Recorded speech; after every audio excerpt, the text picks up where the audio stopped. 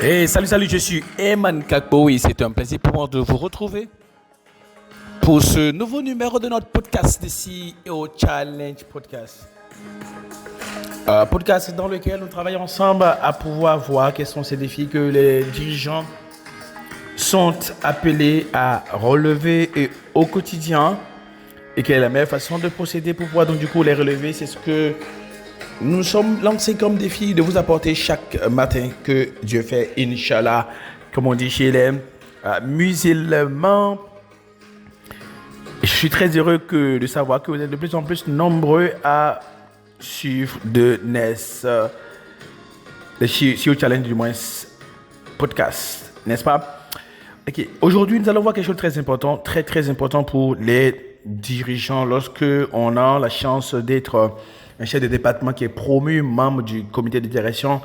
Lorsqu'on est un directeur qui a été promu DGA, quand on est un DGA qui a été promu DG, quand on est un DG qui devient, on va dire, PCA ou membre du conseil d'administration, il est très important de s'assurer que on réussisse ces transitions sociales. Donc, comment réussir ces transitions sociales en tant que dirigeant, c'est ce que nous allons voir aujourd'hui lors de ce nouveau numéro de notre podcast, de votre podcast de CEO Challenge podcast. Et sans plus tarder, j'allais dire, je vais rentrer dans le vif du sujet. Alors, pourquoi nous parlons ici du besoin de réussir ces transitions sociales en tant que dirigeant? Pourquoi? Parce que qui s'assemble se ressemble.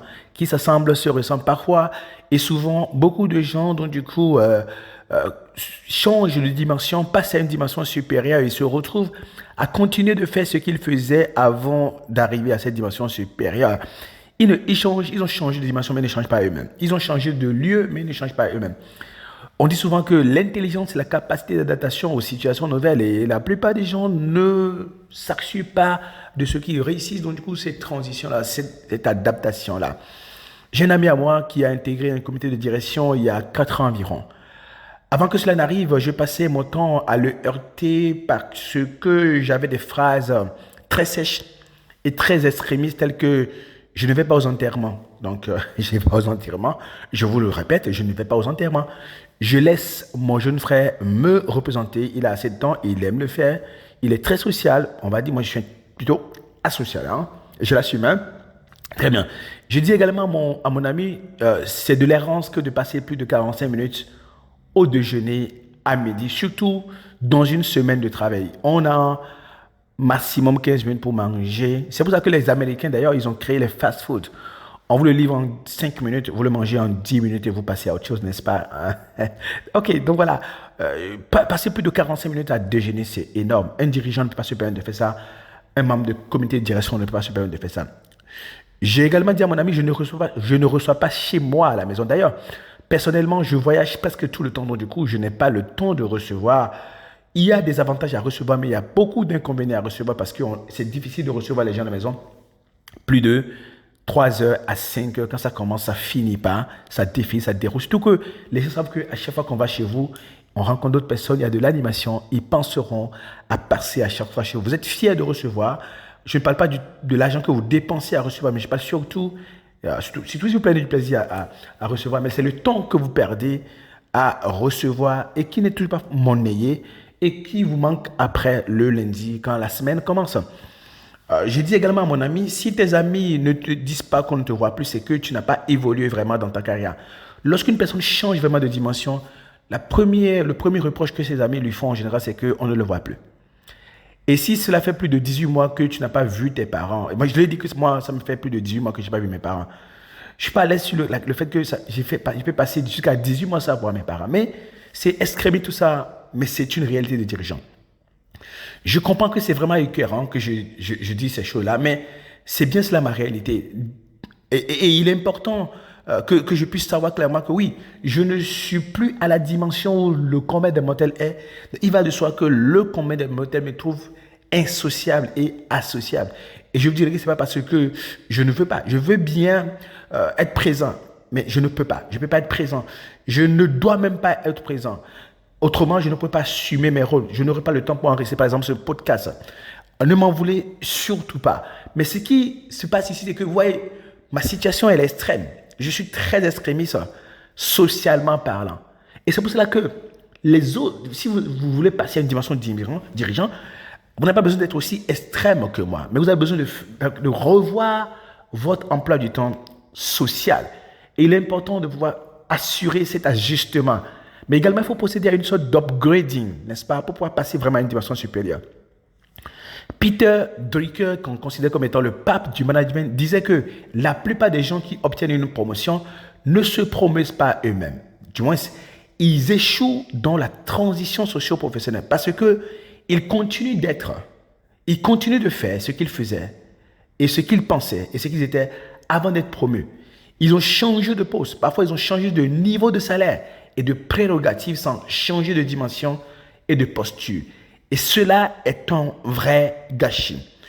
Je vais partager avec vous quelques éléments qui démontrent que la plupart des gens ne changent pas de dimension. C'est comme par exemple un chef de service qui était assistant, qui était promu, il est maintenant promu chef de service.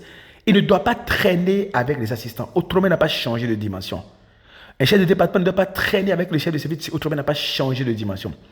Un directeur ne doit pas trop traîner avec les chefs de département. Il peut être avec eux de temps en temps, mais il ne doit pas trop traîner avec les chefs de département.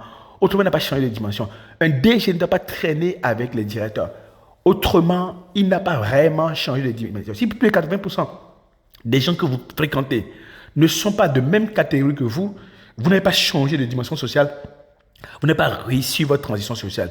Un administrateur ou un DG ne doit pas traîner avec les DG qui s'assemblent, se ressemblent. En fait, quand on vous dit, toi, on ne te voit plus, regardez bien si celui qui le dit est le genre de personne à qui vous voulez ressembler.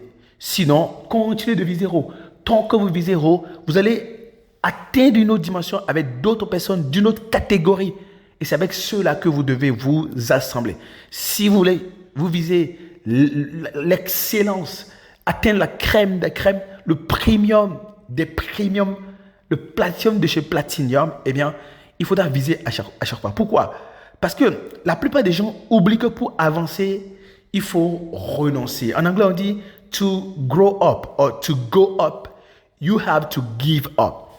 Quand nous voulons garder la même assemblée, le même assemblage, les mêmes compagnies, eh bien, nous allons rester à la dimension de la compagnie que nous avons choisie. Il paraît que la valeur d'une personne est la moyenne de la valeur totale des 5 personnes qu'elle fréquente en plus. Donc, si vous voulez atteindre des dimensions supérieures, il faut avoir des comportements, des attitudes de dimension supérieure. Le défi majeur, c'est que la plupart des gens ne veulent pas abandonner le bas, ne veulent pas abandonner l'ordinaire pour viser l'extraordinaire. On doit l'être pour pouvoir le faire. Et on doit le faire pour pouvoir l'avoir. Vous visez des résultats d'une dimension sociale supérieure, il faudra être à une dimension sociale supérieure, se comporter et agir à une dimension sociale supérieure et vous aurez les résultats de dimension sociale supérieure. On va vous faire croire que vous allez vous retrouver seul, n'est-ce pas?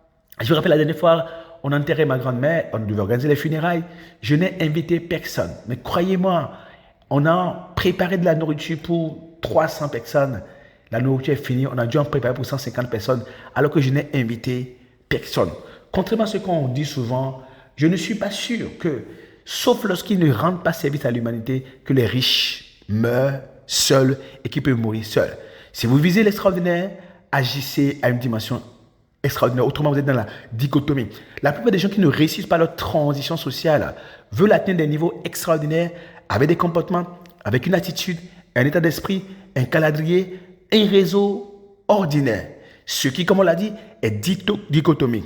C'est pour ça qu'il est important que si vous voulez changer de dimension pour penser, agir, avoir des réflexes de dimension supérieure, il faudra faire 3 exercices essentiels, lesquels exercices vous permettront de changer de posture, d'état d'esprit et d'être à une dimension supérieure.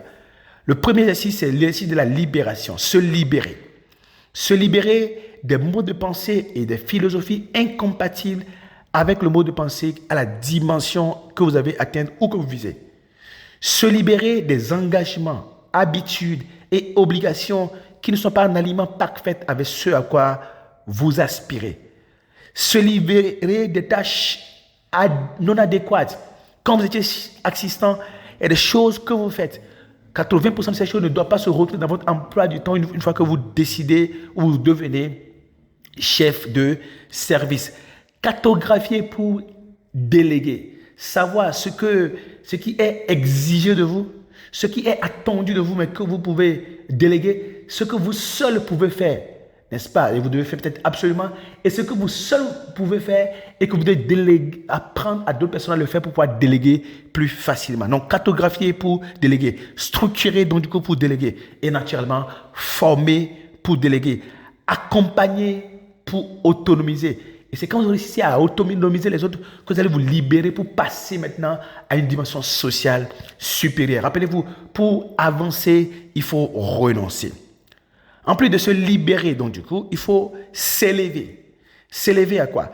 Ça veut dire que vous allez identifier les mots de pensée de la dimension supérieure que vous désirez atteindre, n'est-ce pas? Une fois que vous avez identifié les mots de pensée, vous allez également identifier les habitudes que ceux qui sont à la dimension supérieure que vous désirez ou que vous avez atteint ont. Ensuite, vous allez identifier les outils, les méthodes d'organisation personnelle, professionnelle, managériale, stratégique, organisationnelle qu'ils ont l'habitude d'utiliser à cette dimension que vous désirez ou que vous avez atteint. Ensuite, vous allez identifier les compétences et les qualités de la dimension supérieure que vous désirez ou que vous avez atteint. Ensuite, vous allez élaborer un plan de mise à niveau, d'élévation et d'appropriation de ces modes de pensée, de ces habitudes, de ces outils, de ces compétences. Et c'est ainsi que vous allez effectivement non seulement être physiquement et structurellement à la dimension supérieure, mais être intrinsèquement à la dimension supérieure. Et si vous décidez de vous élever que vous n'y arrivez pas, identifiez des coachs et des mentors et des experts qui pourront vous accompagner pour vous élever à une dimension supérieure.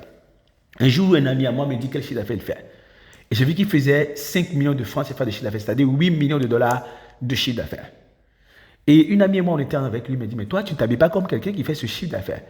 Il dit, c'est un choix. Il dit, non, ce n'est pas un choix. Tu ne sais pas à quel point le montant que tu vas faire va se dégrader si tu ne t'upgrades pas toi-même. Si tu ne te subgrades pas toi-même, eh bien, tu vas dégrader le montant que tu vas atteindre. Il ne nous a pas cru. Et au bout de quelques temps, on a vu que, tiens, il est passé, n'est-ce pas, de 5 milliards de francs CFA à 400 millions de chiffre d'affaires. Parce qu'il y a ce qu'on appelle la loi de la correspondance. Vous devez incarner intérieurement et intrinsèquement la dimension à laquelle vous êtes. Sinon, vous allez tomber très, très vite. Le troisième élément, le troisième point important, c'est de s'aligner. S'aligner, ça veut dire que quoi? Identifier ce que font ou ce qui fait réussir les autres. Même si ce n'est pas compatible à ce en quoi vous croyez, identifiez cela tout simplement. Acceptez qu'on ne soit pas celui qui décide des réalités de la dimension désirée. Parfois, les gens, ils veulent garder leurs convictions qui ne sont plus compatibles à la dimension à laquelle ils sont. Comme là, tu le dis à HNC, être dirigeant, c'est comme une œuvre d'art. On ne redessine pas une œuvre d'art. Les réalités de dirigeants sont des réalités de dirigeants. Et ce n'est pas vous qui allez venir les changer. Il faut accepter, aller à la dimension supérieure et avoir l'emploi du temps correspondant. Sinon, vous allez souffrir. Vous allez chercher à avoir une vie normale et ça ne marchera pas. Intégrez et faites avec ce qui se fait au niveau supérieur. Habituez-vous-y. Actualisez votre rythme. Accélérez la mise en niveau pour créer l'excellence durable. Pourquoi? Parce qu'on ne peut pas viser une dimension supérieure et avoir un rythme qui est en dessous du minimum qu'il faut. Il faut s'accélérer, se mettre à niveau. Autrement, on aura des dichotomies. Parfois, il y a beaucoup de gens qui ne comprennent pas. Pourquoi n'attirent pas certains types de clients? C'est juste par dichotomie, c'est juste par manque d'alignement. Beaucoup de DG, de membres de comité de direction ou de CODI souffrent énormément et ont du mal à être à la dimension sociale de leurs nouvelles obligations et dimensions. Ils souffrent énormément. Et c'est le moment d'opérer la transition sociale pour, n'est-ce pas, distancer, se libérer de tout ce qui ne correspond pas à la dimension à laquelle vous voulez être. Vous élevez pour être à la hauteur et vous aligner sur le mode de pensée et d'action. On peut avoir tous les résultats qu'on veut à condition qu'on pense et agisse comme les gens qui ont ces résultats. Si vous avez des défis de thermostat social actuellement, et vous avez du mal à atteindre certaines dimensions ou à y rester, c'est parce que votre mode de pensée et d'action ne sont pas encore alignés sur la dimension à laquelle vous aspirez. J'étais très heureux d'avoir passé ce moment avec vous et je serai également heureux de vous retrouver demain pour un nouveau numéro de votre podcast, The CEO Challenge Podcast. Pendant ce temps, j'ai enregistré une masterclass sur le thème état d'esprit de dirigeant, maturité managériale et pilotage des enjeux de direction générale. Nous y parlons de comment passer à la dimension dirigeant avec l'état d'esprit ainsi que les optimisations dynamiques requises pour s'élever et porter aisément les enjeux de direction générale. Vous pouvez souscrire de façon unique à 197 000 francs CFA ou 329 $. La bonne nouvelle, c'est qu'il y a un code de réduction de 50% que vous avez la possibilité d'utiliser au cours pendant le mois de mai seulement. TCC 0524, c'est le code pour bénéficier de la réduction de 50% et avoir cette masterclass à 197 000 francs CFA au lieu de 197 000 francs CFA. Vous pouvez accéder à la même masterclass dans le parcours dirigeant certifié qui vous offre d'autres avantages et jusqu'à 9 autres modules. Quant à moi, j'ai été heureux d'avoir été avec vous aujourd'hui et je serai très très heureux, avec la grâce de Dieu, de vous retrouver demain pour un nouveau numéro de votre podcast, The CEO Challenge Podcast. Bye bye.